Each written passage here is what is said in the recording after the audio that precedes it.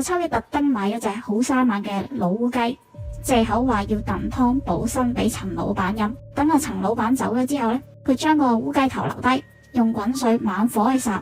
秋月就將啲肉剔走，剩翻一個烏雞嘅頭骨。咁佢係千方百計打聽翻嚟正室夫人嘅姓名、生辰八字，寫喺一張寫滿怨言嘅紙條上面。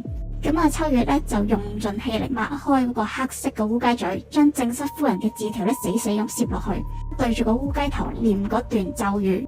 念完咒佢將黑線將啲雞嘴紮實。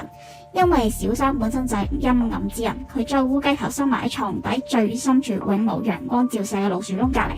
每日子時即係半夜阿秋月都會喺床底偷偷點起一支香供奉嗰隻烏雞頭嘅。每一縷香煙都係催促緊嗰隻烏雞去啄盲正室嘅雙眼，剁碎佢哋嘅姻緣。當年秋月日夜用香供奉床底個烏雞頭將小三嗰股不見天日嘅陰暗怨氣全部過晒落隻烏雞度。